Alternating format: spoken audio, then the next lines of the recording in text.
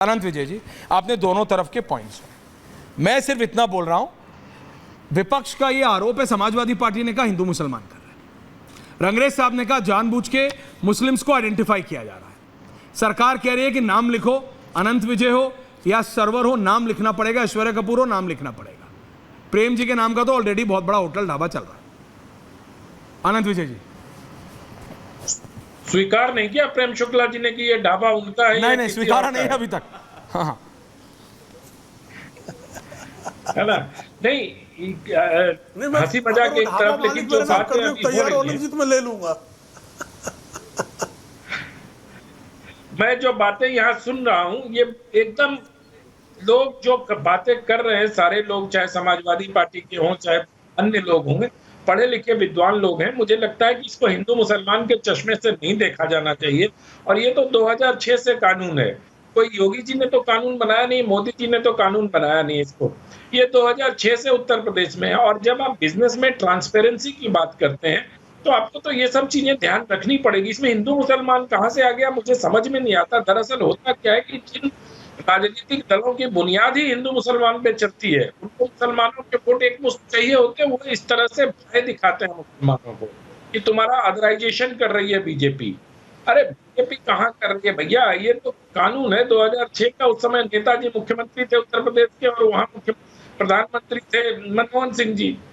और इस देश में तो वो दौर भी देखा। अच्छा, उसके पहले मैं फिल्मों पे जाऊं, उसके पहले मैं बता दूं कि ये संविधान का अनुच्छेद 21 जो है, पर्सनल लिबर्टी की बात भी है। मेरा ये अधिकार है कि मैं जानूं कि कहाँ खाना खा रहा हूँ, मेरा ये अधिकार है कि मैं जानूं कि किसके बिजनेस एस्टेब्लिशमेंट में घुस रहा हूँ, मेरा ये अधिकार है कि मैं जानूं कि इस खाने को किसने बनाया है।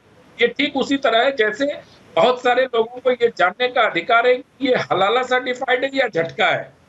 तो ये सब चीजें संविधान सम्मत हैं, इसको हिंदू मुसलमान के नजरिए से नहीं देखा जाना चाहिए और इसको संविधान के नजरिए से देखना चाहिए। अभी तक तो ये सब संविधान बदलने की बात कर रहे थे, अब ये सब संविधान के खिलाफ चले गए।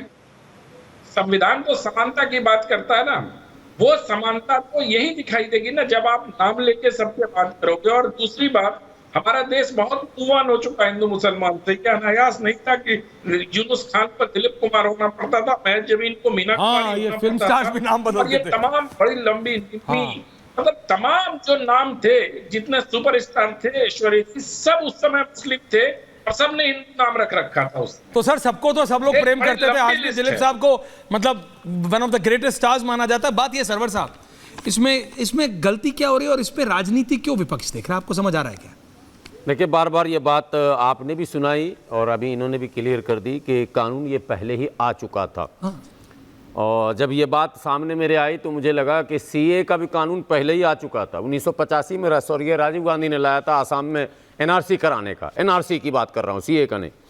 लेकिन तब से लेके यानी 85 से लेके 14 तक जितनी सरकारें रही उसने कभी आसाम में एनआरसी कराने की बात नहीं की। अब जब मोदी जी ने की तो विपक्ष ने उसको घुमा दिया, वहीं लाके हिंदू मुस्लिम का हो गया खेल। अगर यही काम कांग्रेस के ज़माने में हो गया होता तो शायद चर्चा न होती, बात खत्म। एक माइंडसेट बना है कि अगर कांग्रेस या कथित तौर पर दूसरी सेकुलर पार्टियां इस काम को करें तो उनको तो बड़ी आसानी से मुसलमान या दूसरे लोग पचा लेते हैं, लेकिन अगर भारतीय जनता पार्टी उसी को करने जाती है तो उसमें विपक्ष एक पलीता लगा देता है और मुसलमान बोलने लगते हैं। मैं समझता हूं कि मिश्रा जी को पता होगा, देवघर जो है वहां भी जल चढ़ता है और भीड़ उतनी ही वहां भी लगती है। पूरा उत्तर बिहार, बंगाल का कुछ हिस्सा, आसाम का भी कुछ हिस्सा, सुल्तानगंज से जल उठाया जाता। आचार्य राज सरवर साहब, सुल्तानगंज से जल उठाया जाता। देखिए, आपको इतना मालूम है, मेरे को नहीं मालूम था। नहीं, मैं बता रहा हूं आपको, बताइए ना, मेरे को नहीं। सुल्तानगंज से जल उठाया जाता है, देवघर चढ़ाया जाता है, रास्ते में कितने गांव, कितना नगर, शहर सब आते होंगे, दुकान है। हमको लगता है 80 किलोमीटर लगभग मैंने दूरी है, लेकर के भी यहाँ से मेरठ से दुगना हो गया। आज तक बिहार सरकार या झारखंड सरकार ने ये काम नहीं किया। मतलब इसका मतलब वो जो 6 वाला और 8 वाला जो आप बता रहे हैं, मनमोहन सिंह के सरकार के जमाने का आदेश और 2 और 11 जो भी 11 का, इस पर अभी भी बिहार सरकार, झारखंड सरकार, इंप्लीमेंटेशन नहीं कर रही है, सरकार ने अमल नहीं किया। इसका मतलब ये भी एक सवाल पैदा होता। दूसरा ये सवाल पैदा होता है कि केवल ये जो रूट है मुजफ्फरनगर वाला यही कांवरियां के लिए नहीं है, हाँ बाकी भी हैं, वाराणसी की तरफ भी तो लोग जा रहे हैं, बिल्कुल जाते हैं, कई रूट हैं और बहुत रूट हैं। तो क्या आप कानून को सारे रूटों पर नाफिज करेंगे या मुस्लिम बहुल होने के कारण Okay, that's your point. नगर को निशाना बना प्रेम शुक्ला जी को लाइए प्लीज, प्रेम जी को लाइए मैसेज प्लीज, चला जाता है। प्रेम जी को। लेकिन मैं आपसे एक इन प्रिंसिपल आ रहा हूं, आपके पास आ रहा हूं क्योंकि आप कुछ बोलना चाह रहे हैं। नहीं आराम से, मैं पहले इनसे पूछ रहा हूं, प्रेम जी के पास जाने के बाद आपके पास आऊंगा।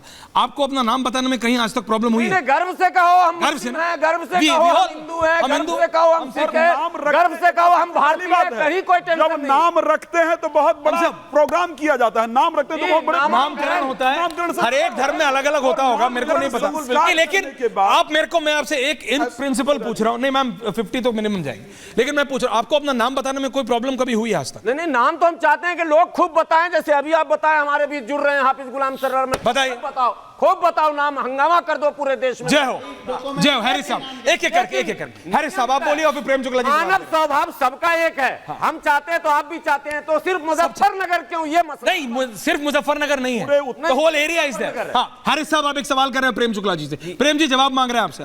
प्रेम शुक्ला खान साहब आ रहा हूं, जी, अजीज खान साहब, हाँ प्रेम शुक्ला जी के पास जा रहे हैं, इस वजह से डायरेक्ट मैं उनसे एक सवाल कर रहा हूँ। पूछिए बिहार में सवाल चाहे ये तो लागू है- कर सकता प्रेम जी है, सवाल तो ले लीजिए, सवाल ले लें पहले। सवाल आ रहा है आपसे। सवाल ये है कि इन प्रिंसिपल में ये सवाल कर प्लीज रहा हूं पूछिए। कि जैसे कि उन्होंने मुझे झूठा कहा था अल कबीर और अल अरबिया पर, मैं ये पूछ रहा हूं कि पॉलिसी क्या है? मैं अगर झूठा हूं तो बिल्कुल मुझे सजा मिलनी चाहिए, मैं तो इनको चैलेंज कर रहा हूं अगर मैं झूठा हूं तो। और दूसरी बात मैं ये कह रहा हूं कि अगर ये झूठ नहीं है तो इन प्रिंसिपल क्या ये गलत है कि अल कबीर अल अरबिया नाम अगर कोई नॉन मुस्लिम रखेगा तो वो जुर्म कर रहा है? ये आ रहा हूं आपके पास, जल्दी इन प्रिंसिपल बीजेपी क्या मानती है कि अगर अल कबीर कोई नॉन मुस्लिम रख लेगा या अल अरबिया अगर कोई नॉन मुस्लिम रख लेगा तो गलत करेगा? क्या ये वो मानती है बीजेपी? प्रेम शुक्ला जी जवाब दीजिए, प्रेम शुक्ला जी जवाब। खान साहब को भी लाइए, अजीज खान साहब। देखिए पहली बात की गुलामुद्दीन शेख जो है अल कबीर के मालिक। अरे आप एक कंपनी पे अटक गए, उससे बढ़िए आगे सर। टॉपिक इन प्रिंसिपल बताएं। नहीं, हलाल का सर्टिफिकेशन लेते हैं। अरबिया का नाम अब हलाल का अगर कोई सर्टिफिकेशन नॉन लेते हैं, मुस्लिम अगर हलाल का टैक्स जो है जमीयत इस्लामी हलाल टैक्स लेती है, फसाई की जगह जमीयत इस्लामी इलीगली इस देश में जमीयत इस्लामी यानी एक ऑर्गेनाइजेशन जो बम कांड के अभियुक्तों को जो है पैरवी करती है, एक आतंकवादियों को पालने वाला संगठन जो है वो बाकायदा हलाल टैक्स लेता है और उस हलाल कहां टैक्स जा का रहे हैं? इन्होंने विरोध किया। प्रेम शुक्ला जी आप वहां मत जाइए, टॉपिक पे रहते मेरा सिर्फ इतना मानना है अभी भी, मेरा सिर्फ I am extending it till 8:30 हलाल टैक्स क्या होता है? आई एम ओनली टेलिंग, मैं सिर्फ इतना बोल रहा हूं। Prem Shukla ji please relax.